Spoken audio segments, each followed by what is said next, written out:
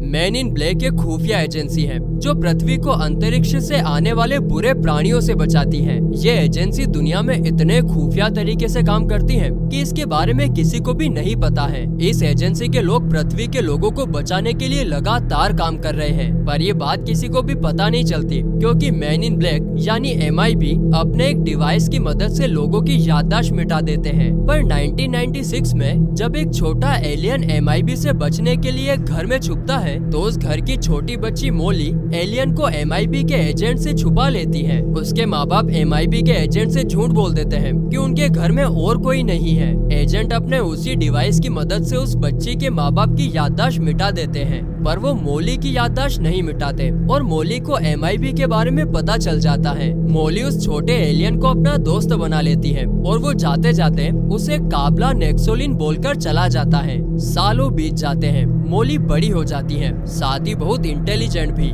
उसे कई जगह से जॉब ऑफर्स आते हैं, पर वो MIB में काम करने के सपने देखती है, लेकिन उसकी इन बातों पर कोई भी यकीन नहीं करता। लेकिन मोली तो लगातार MIB और एलियन से रिलेटेड रिसर्च करती रहती है। एक दिन उसे उसी के शहर में किसी एलियन के आने के सिग्नल्स का पता चलता है और वो उसी जगह पहुंच जाती है। लेकिन जब मोली वहां पहुंचती है तो उसे वहां कुछ भी नहीं दिखता। वो वहां से वापस जाने वाली होती है कि वो कुछ अजीब नोटिस करती है। उसके सामने से कुछ बर्ड्स पार होती हैं और एक इनविजिबल वॉल के पीछे गायब हो जाती है। मोली भी बर्ड्स की डायरेक्शन में उस इनविजिबल वॉल को पार करती है। वो जैसे ही उस वॉल के पार पहुंचती है, उसे वहां एक एलियन और कुछ MIB एजेंट्स दिखते हैं। वो तुरंत उन एजेंट्स का पीछा करते हुए MIB के ऑफिस पहुंच जाती है। मोली MIB एजेंट्स की तरह कपड़े पहनकर वहां जाती है, इसलिए सिक्योरिटी उसे रोकती नहीं है। पर थोड़ी ही देर में मोली पकड़ी जाती है। MIB की हेड मोली की याददाश्त मिटाकर उसे वापस भेजने ही वाली होती है, लेकिन मोली उन्हें अपने बचपन की कहानी बताती है जब उसे पहली बार MIB के बारे में पता चला था।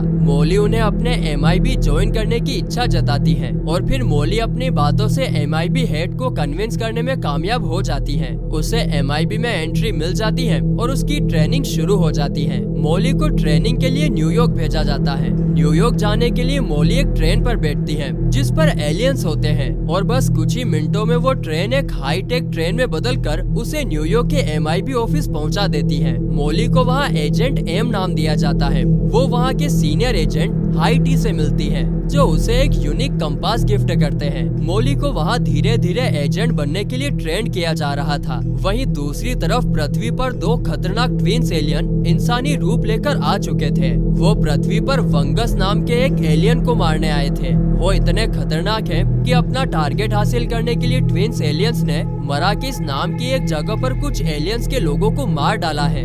MIB को वंगस के सिक्योरिटी की जिम्मेदारी मिल चुकी थी। हाईटी वंगस को बचाने के लिए एजेंट एज को भेजता है क्योंकि एज वंगस को बहुत पहले से जानता था और दोनों अच्छे दोस्त भी थे। आगे MIB के कुछ लोगों से मोली को एजेंट एज के बारे में पता चलता है। वो बहुत काबिल एजेंट था और इसीलिए मोली उसके पास पहुंचती है। वो उसके साथ मिशन पर जाने की बात करती है। एज को मोली इंटेलिजेंट लगती है, इसीलिए वो उसे भी अपने साथ ले जाने के लिए तैयार हो जाता है। दोनों क्लब में पहुंचते हैं जहां वंगस था। वंगस एज को कुछ बताना चाहता था पर एज उसकी बातों पर ध्यान ही नहीं दे रहा था। थोड़ी देर में ट्विन एलियंस वहां आ जाते हैं। वो एक चीज वंगस की तरफ फेंकते हैं जिससे उसकी तबीयत बिगड़ने लगती है। मोली और एज उसे उसकी कार में बिठाकर उसे वापस भेज देते हैं, लेकिन थोड़ी ही दूर जाते ही उसकी कार भूम से उड़ जाती है और वंगस घायल हो जाता है। मोली और एज दोनों ट्विन एलियंस का मुकाबला करते हैं। ट्विन एलियंस पर मोली और एज के वार का कोई खास असर हो ही नहीं रहा था। ट्विन एलियंस बहुत ज्यादा ताकतवर थे और इसी बीच मोली वंगस के पास पहुंचती है। वंगस की हालत बहुत खराब थी। वो मोली को एक क्रिस्टल देता है और ये भी बताता है कि यह क्रिस्टल अर्थ को बचा सकता है।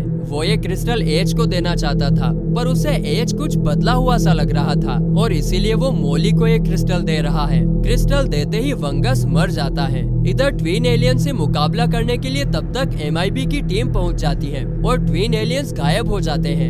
MIB को वंगस के मरने की वजह पता चलती है तो उन्हें पता चलता है कि वंगस को मारने वाले ट्विन एलियंस डायग्नम नाम की नस्ल के थे, जो दूसरे कॉन्स्टेलेशन से आए थे और दोनों ट्विन एलियंस हाइव का ही हिस्सा थे। मोली और एजेंट एच दोनों को वंगस को बचाने के मिशन में फेल होने की वजह से सस्पेंड किया जा रहा था, पर दोनों वंगस के मौत की इन्वेस्टिगेशन की जिम्मेदारी ले लेते हैं, जिससे उनका सस्पेंशन रुक जाता है। आगे एजेंट एच मोली को अपने साथ वंगस की मौत की तहकीकात करने ले जाता है। मोली भी उसके साथ खुशी खुशी जाती है, क्योंकि वो अभी MIB की नई एजेंट है और एच वहाँ का काबिल एजेंट, जिससे उसे बहुत कुछ सीखना था। दोनों उस जहर का पता लगाने मराकेश पहुँचते हैं जिससे वंगस की मौत हुई थी। वहाँ जाकर उन्हें पता चलता है कि ट्विन एलियंस ने जहर हासिल करने के बाद कुछ एलियंस को मार डाला है, जिसके बाद वहाँ सिर्फ एक ही एलियन जिंदा बच पाया है, जिसका नाम बोनी था। बोनी की मोली से दोस्ती हो जाती है। एच और मोली के साथ बोनी भी उनकी तहकीकात में शामिल हो जाता है। वहीं दूसरी तरफ MIB को खबर हो जाती है कि वंगस ने मरते वक्त मोली को एक क्रिस्टल दिया था, जिसके बारे में मोली ने MIB को नहीं बताया है। उस क्रिस्टल को लेने के लिए MIB के एजेंट्स मोली और एच तक पहुंच जाते हैं। इसके अलावा ट्विन एलियंस भी उस क्रिस्टल को हासिल करने मोली और एच के पीछे पड़ जाते हैं, लेकिन एजेंट एच और मोली वहाँ के एक मैकेनिक एलियन से सुपर बाइक लेकर भाग निकलते हैं, जो उन्हें रेगिस्तान में पहुंचा देती है।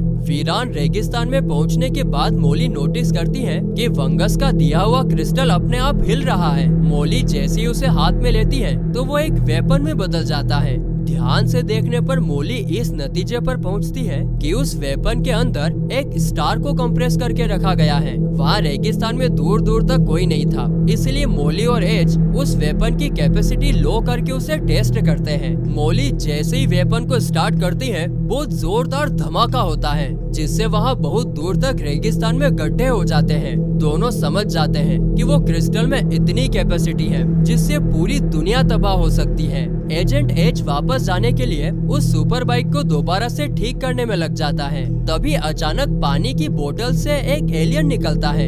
ये एलियन सुपर बाइक बनाने वाले एलियन के साथ रहता था और पानी की बोतल में बंद होकर एजेंट एच के साथ वहाँ तक पहुँच गया था। वो एलियन क्रिस्टल को लेकर रीजा के पास भाग जाता है। रीजा एजेंट एच की एक्स गर्लफ्रेंड और एक खतरनाक एलियन थी, जो कि हथियारों की तस्करी करती थी। क्रिस्टल को वापस हासिल करने के लिए मोली, एच और बोनी तीनों रीजा के ठिकाने पर पहुंच जाते हैं। प्लान के मुताबिक एच पहले रीजा को अपने जाल में फंसाने के लिए कैजुअल ड्रेस में जाता है और बोनी उसे गिफ्ट करता है, पर रीजा उसकी बातों में नहीं आती। वो एच को धक्के मरवाकर बाहर कर देती है, लेकिन एच रीजा के गुंडों को मारकर वापस रीजा के ठिकाने पर पहुंच जाता है। उधर मोली भी पीछे की ओर से ठिकाने पर पहुंच जाती है। वो क्रिस्टल लेकर भागी रही थी कि रीजा उसे पकड़ लेती है। मोली और रीजा में लड़ाई होने लगती है। रीजा अपने 3 हाथों से मोली को ढेर कर देती है। बोनी भी रीजा से लड़ने में मोली की मदद करता है, फिर भी रीजा बाजी मार जाती है। तब तक एच को भी रीजा का एक सिक्योरिटी एलियन दोबारा पकड़ लेता है।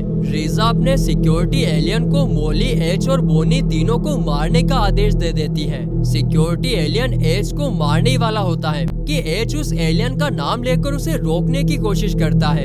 एलियन का नाम सुनकर मोली को याद आता है कि ये एलियन तो उसी प्रजाति का एलियन है जिसे बचपन में उसने MIB से बचाया था। मोली उस सिक्योरिटी एलियन को रोकने के लिए उसे वही वर्ड्स काबला नेक्सोलिन बोलती है जो उसने जाते समय मोली से कहा था। उन वर्ड्स को सुनते ही वो सिक्योरिटी एलियन एच को छोड़ देता है। मोली, एच और बोनी तीनों क्रिस्टल के साथ रीजा से बचकर निकल जाते हैं। अब वो थोड़ी दूर आगे जाते ही हैं कि अचानक उनके सामने फिर वही ट्विन एलियंस आ जाते हैं। वो हाइव के लिए वो क्रिस्टल मांगने लगते हैं। मोली बचाव के लिए क्रिस्टल को वेपन में बदलकर उनकी तरफ तान देती है, लेकिन इससे पहले कि वो वेपन को स्टार्ट करती, हाइटी अपनी MIB टीम के साथ मिलकर ट्विन एलियंस पर हमला कर उन्हें खत्म कर देते हैं। हाइटी मोली से क्रिस्टल को ले लेते हैं और सभी वापस MIB के ऑफिस पहुंच जाते हैं। वहाँ हाइटी उस क्रिस्टल को वहीं वापस लौटाने की बात करता है जहाँ से उसे वंगस ने चुराया था। हाइटी अपनी स्पीच के दौरान मोली की तारीफ करते हैं और उन बातों का भी जिक्र करते हैं हैं जो मोली और एज ने उन्हें बताई ही नहीं थी। और ये बात तो मोली और एज दोनों को अजीब लगती है। तभी उन्हें एक और बात याद आती है कि ट्विन एलियंस ने कहा था कि वो भी उस क्रिस्टल से दुनिया को बचाना चाहते हैं। उन ट्विन एलियंस के बारे में पता लगाने के लिए जब उनके डीएनए को ढूंढते हैं तब पता लगता है कि वो फाइल किसी ने डिलीट कर दी है और वो क्रिस्टल भी अब गायब हो चुकी थी। और हाइटी ने जो डिवाइस मोली को गिफ्ट दी थी उसमें एक चिप था।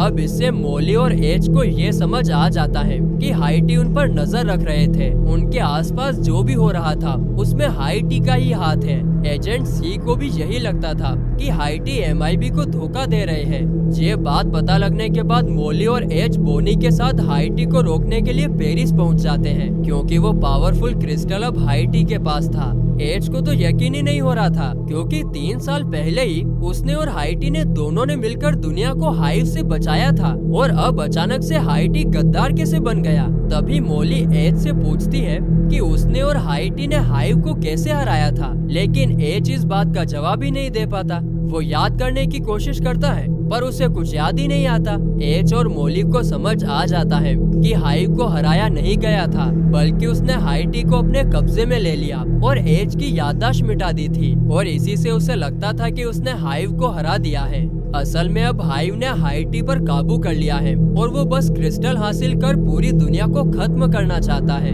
एज, मोली और बोनी तीनों वहाँ पहुँच जाते हैं जहाँ से हाइटी उस क्रिस्टल से दुनिया को तबाह करने वाला था। देखते ही देखते हाइटी हाइव में बदल जाता है और एज पर हमला कर देता है। मोली उसे बचाने जाती है पर हाइव उसे धक्का दे देता है जिससे वो उस होल में जाने लगती है जिससे हाइव की प्रजाति इस दुनिया में आती है।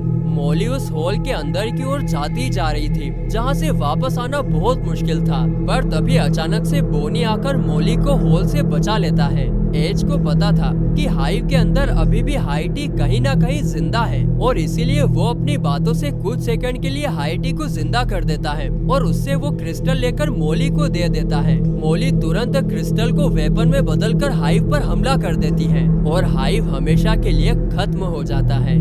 इस काम को अच्छी तरीके से पूरा करने की वजह से मोली को एमआईबी का परमानेंट एजेंट बना दिया जाता है और एज को ब्रांच हेड।